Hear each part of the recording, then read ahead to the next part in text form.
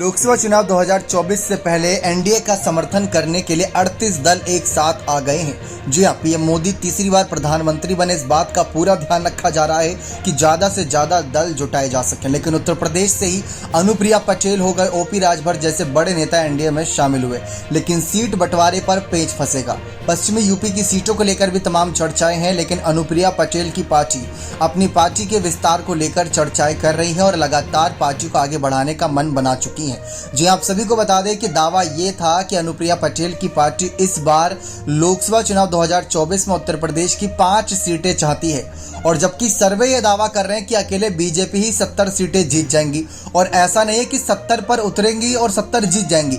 अब उन्हें उतरना तो 80 पर पड़ेगा, तब जाकर कहीं 70 पर जीतेंगी, या फिर मान लेते हैं कि कम से कम 75 सीटों पर तो दावेदारी रखनी ही होगी और बची सीटों को बंटवारे के तौर पर बांटना पड़ेगा अपने एनडीए समर्थन दल के साथ, जिसमें ओपी राजभर की पार्टी को हो सकता है 2 सीटें मिल जाएं, अनुप्रिया पटेल की पार्टी को 2 सीटें मिल जाएं, संजय निषाद को लेकर चर्चा, उनकी पार्टी को 1 सीट दी जा सकती है। अगर कोई और दल का नेता भी साथ आना चाहता है तो उसके लिए भी सीट बचाकर रखनी जरूरी है, तो बीजेपी के लिए वहां पेच फंसेगा। इसी को ध्यान में रखते हुए प्रधानमंत्री नरेंद्र मोदी ने खुद बड़ी बैठकें कर रहे हैं कि कैसे ज़्यादा से ज़्यादा सीटें निकाल सके, खासकर उत्तर प्रदेश से, क्योंकि यहां से उन्हें उम्मीद है कि यहीं से उनकी सरकार दिल्ली में वापस बन सकती है। अब सीट शेयरिंग के मामले में अनुप्रिया पटेल ने एक बड़ा बयान दिया था। जी आप सभी को बता दें, सीट शेयरिंग के मामले पर अनुप्रिया पटेल ने कहा था कि जो बैठक हो रही है उसमें सीट शेयरिंग को लेकर कोई एजेंडा अभी हाल फिलहाल तो नहीं है। जो भी बात करनी है वो बीजेपी से एक एक करके बात की जाएगी कि सीट शेयरिंग का मामला क्या रहेगा। उन्होंने कहा कि हर राज्य की परिस्थिति और क्षेत्रीय पार्टियों की परिस्थितियों को देखकर सीट का बंटवारा जरूरी है।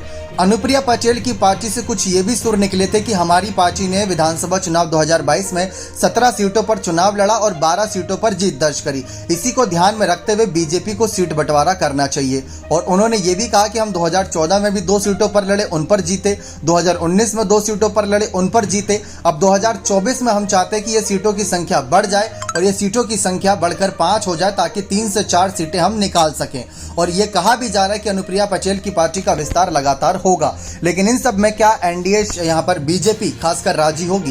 क्या इसी बात पर पेच फंस जाएगा? अगर अनुप्रिया पटेल की बातें नहीं मानी गई तो क्या वो एनडीए से अलग होने का मन बनाएंगी? सवाल ये आकर बनता है। अगर ऐसा हुआ तो बीजेपी के लिए थोड़ी मुश्किलें होंगी, क्योंकि 2 सीटें तो अनुप्रिया पटेल की पार्टी निकाल ही लेती है, लेकिन अगर 5 सीटों पर चुनाव लड़ती हैं तो वहां पर बड़ा पेच फंसा देंगी। बाकी आपको क्या लगता है कि क्या अनुप्रिया पटेल की पार्टी इतने कद बढ़ चुका है कि उनको 5 सीटें देनी चाहिए या नहीं? अपने कमेंट सेक्शन में जरूर रखिएगा। बहुत बहुत धन्यवाद।